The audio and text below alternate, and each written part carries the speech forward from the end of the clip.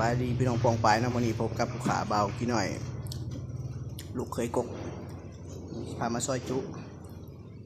นี่จุเนื้อสดบอกกับผักขี้ริ้วตัวนี้หั่นไปแล้วเนาะมีหอมบัวแล้วก็แป้ง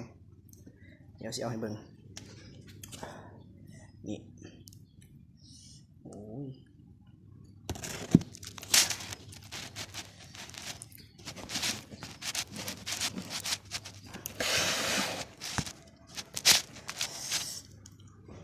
มีน้ำจิ้มรสเด็ดเขียวอ่ำล้ำขมขนาดโอ้ยคักพี่น้องข้าวเหนียวมาเด้อนี่เดี๋ยวสิจิ้มให้เบิ่ง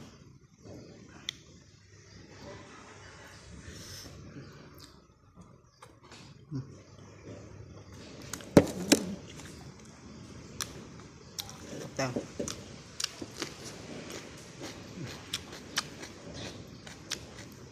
หิวข้าวพี่น้องกินยำมื้อแรง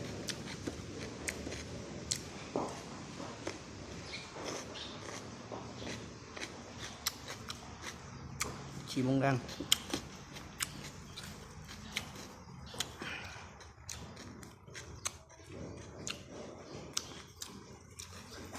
ผักกระดิ่ง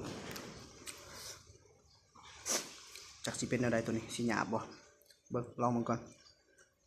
จงใช้สีหยาบพี่น้องเบิ่งซอยกันนักเติบ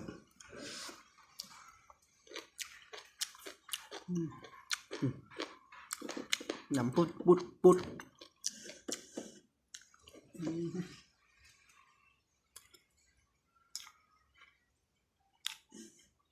เสียดายบ่มีอย่างเดียวลืมซื้อล้อคอทอ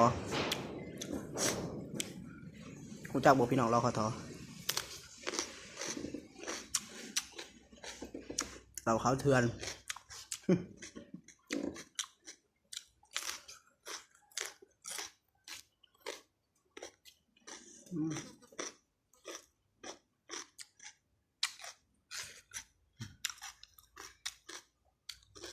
จุเนื้อมันนี่บ่มีตับ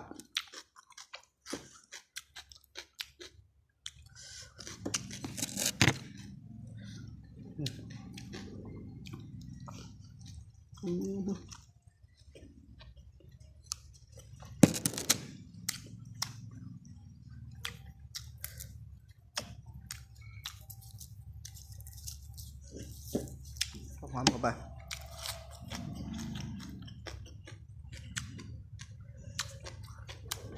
ที่มีเสียงรถเสียงยังเนี่ยนั่งแคมทาง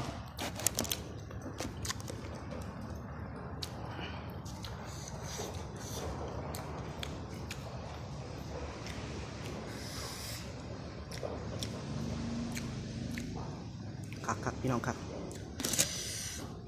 มาจุนำกันยำแรง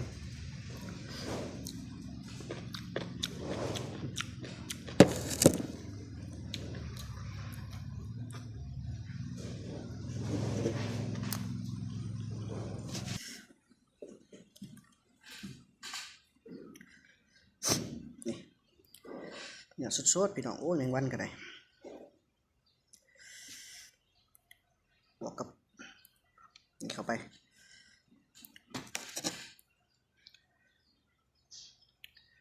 พูดนะ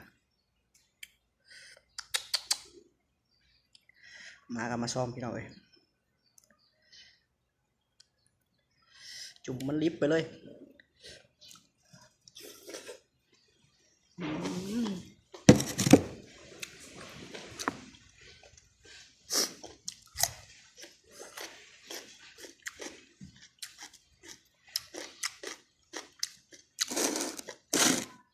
ขมล้ำ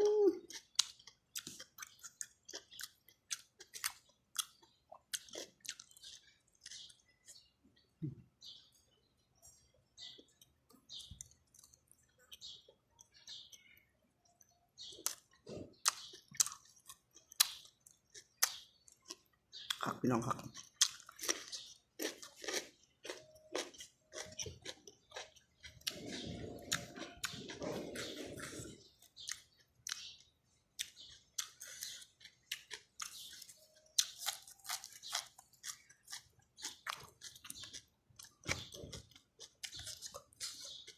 โอ้ย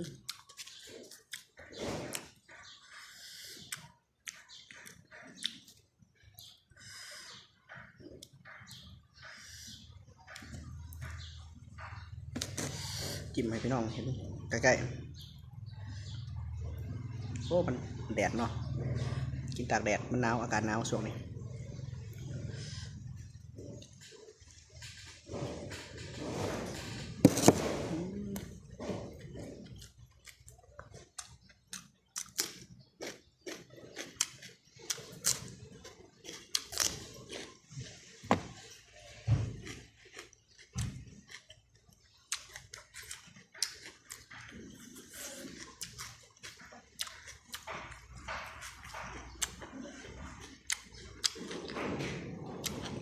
ครับ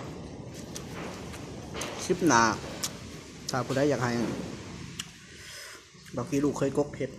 กินยังเนาะคอมเมนต์เลยเด้อคอมเมนต์ใต้คลิปนี้เลยแล้ว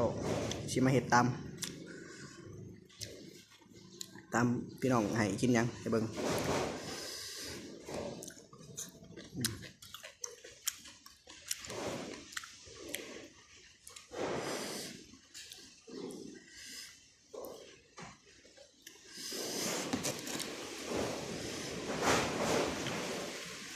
ครับพี่น้องครับ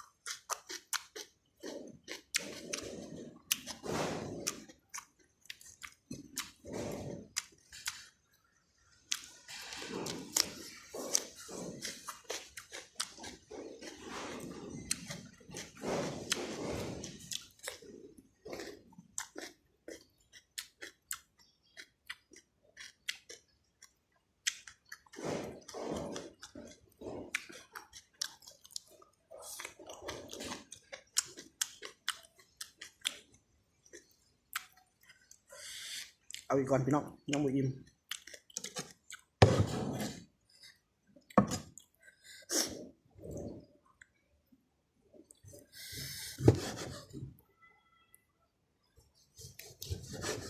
โอ้อยากให้ได้กินน้ำเด้แซ่บกินบ่เบื่อของแบบนี้มีล้อคอท้อเขาไปนำก๊อกบาทหนึ่งโอ้ยสุดยอดพี่น้องเลย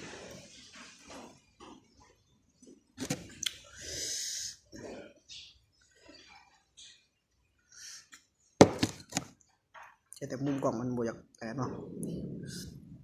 บ่อยากเห็นบ่ได้มา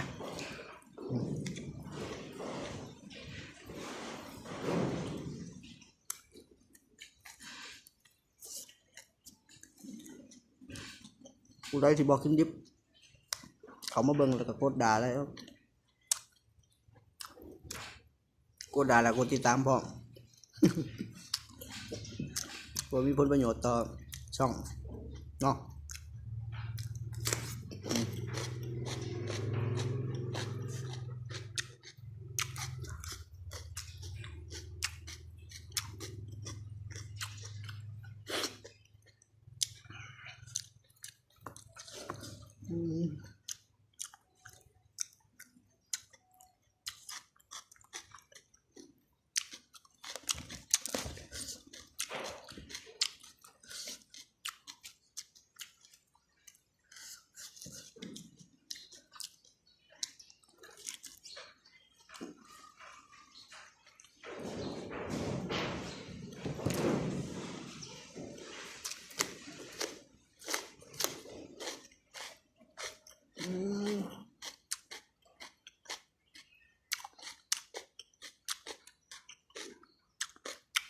บางคนถามเป็นยังคือกินคำใหญ่แท้กินคำหน่อยมันบ่สะใจก็เป็นใหญ่เลยคัก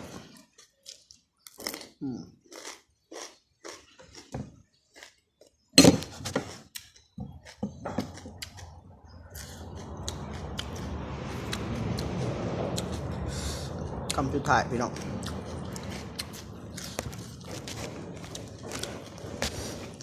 อิ่มดอก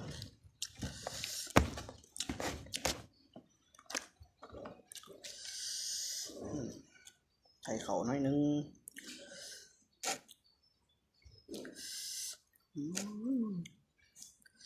จะให้พี่ให้น้องได้กินน้ำเด้คักแต่แท้เนี่ย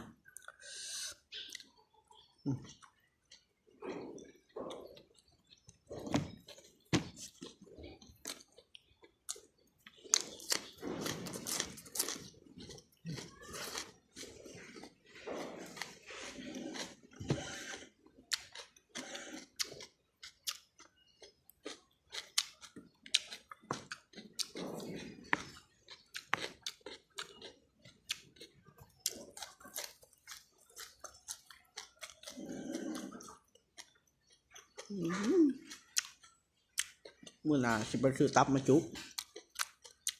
วันนี้ไปแล้วบ่มีตับ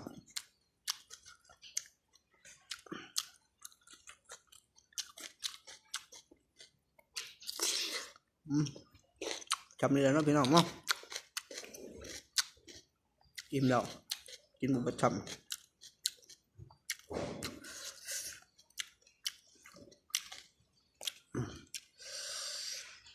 เอาตัวอะไรที่เขามาเบิ่งเลยก็